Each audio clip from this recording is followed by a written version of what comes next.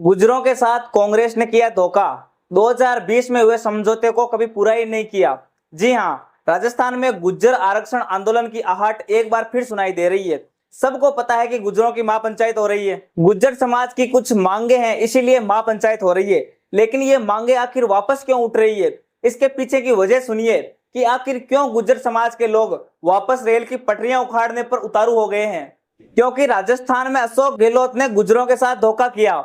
गुर्जरों ने सालों तक अपनी मांगों के लिए आंदोलन किया। 2006 से चले आ रहे इस आंदोलन ने 2008, 2010 और 2015 में उग्र रूप लिया। रेल की पटरियां, हाईवे जाम, ये सब किया।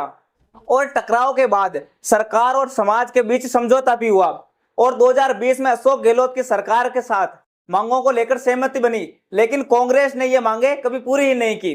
गुर्जर नेताओं का कहना है कि कांग्रेस के समय पर किए हुए सभी वादे आज तक अधूरे हैं और आज वही कांग्रेस के नेता महापंचायत को हवा दे रहे हैं। मतलब अपने कार्यकाल के वादे तो पूरे किए नहीं, गुर्जरों को झूठा दिलासा दे दिया और अब कांग्रेस नेता महापंचायत में फुल हवाबाजी कर रहे हैं।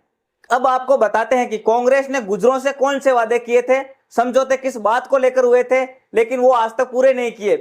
गुर्जर नेताओं का आरोप है कि पिछली गहलोत सरकार ने आरक्षण आंदोलन के दौरान दर्ज किए गए सभी मुकदमों को पूरी तरह से वापस नहीं लिया, जबकि उन्होंने वादा किया था कि वे ऐसा करेंगे, लेकिन अभी ऐसा नहीं हुआ। कांग्रेस सरकार ने गुर्जरों के साथ आरक्षण के मुद्दे पर कई बार समझौते किए, जिनमें से सबसे महत्वपूर्ण 2019 और 2020 में हुए समझौते थे। इन समझौतों में गुर्जर, रायका, रेबारी, गड़िया लोहार, बंजारा और गडोलिया जातियों का कुल आरक्षण 5% आरक्षण देने का प्रावधान दिया गया था। यह आरक्षण ओबीसी को दिए जाने वाले आरक्षण के अतिरिक्त था, ताकि कुल आरक्षण की सीमा 50% से अधिक न हो जाए।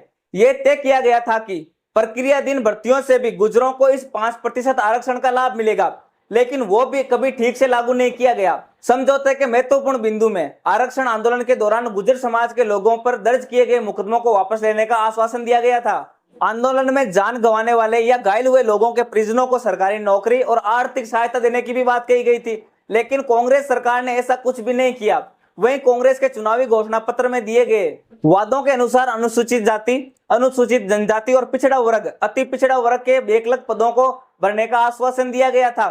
देवनारायण बोर्ड और उससे संबंधित योजनाओं के क्रियान्वयन में सुधार और अनियमितताओं को दूर करने की बात समझौते में शामिल थी।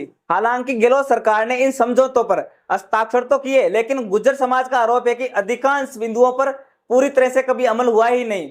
और इस बात का खुलासा किया गृह राज्य मंत्री जवाहर सिंह बेडम ने कि यही कांग्रेस जो अब आंदोलन को हवा दे रही है, आंदोलन में हवाबाजी कर रहे हैं। एक बार यह भी तो देखें कि आखिर ये सब हो क्यों रहा है। ये सब इसीलिए हो रहा है क्योंकि कांग्रेस सरकार ने इन सभी समझौतों पर कमियां दिखाई। कभी समझौते किए थे, जो वादे उस वक्त किए थे आंदोलन के समय, पर वे कभी पूरे ही नहीं हुए।